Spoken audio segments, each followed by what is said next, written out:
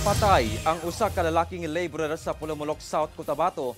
Diyang gitigbas ang ulo niini sa magkadagang higayon human igora matud pa kining mag-cash advance sa leader sa ilang kooperatiba aron ipampalit og bugas. Ani ang detalye.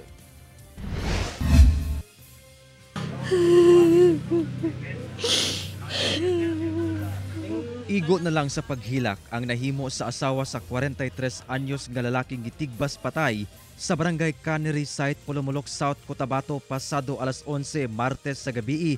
Diyang naabtan sa GMA Regional TV1 Mindanao nga nagpatala sa police station sa lungsod adlang Huwebes. Ang biktima, gitigbas ang ulo sa makadagang higayon sa panimalay sa 39 anyos nga sospek kinsa leader sa ilang kooperatiba. Gani makita pa ang sundang nga giingong gigamit sa krimen. Matud sa asawa sa biktima kinsa kasamtangang nagsabak sa ilang ikapito nga anak, miadto ang iyang bana sa panimalay sa sospek aron mag-cash advance apan wala na kini nakauli. Agto siya dito magsiik kay ipalit na mo bugas. Hantud nag-ano na lang buntag wala pa mangyapon pero nagtawag siya ng alas 7 sa gabi kay pauli na dagani siya. Sa investigasyon sa Pulumulok Municipal Police, una ang hitabo, nag-inom matud pa ang biktima ug ang sospek hangtod nga nagkalalisay ug misangpot sa pagpanigbas. Miikyas ang sospek human sa krimen. Personal grudge, nagkaroon po sila ng drinking session. So, nagkaroon po sila ng hindi pagkakaunawaan, so, which resulted po sa kanilang away at nataga nga po ni suspect si victim.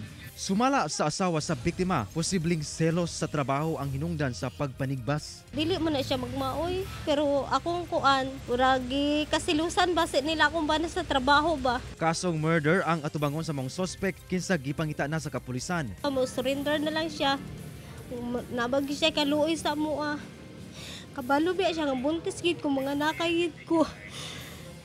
Kauban si Gary Balantay ug Bong Vicencio, Efren Mamak, 1 Mindanao.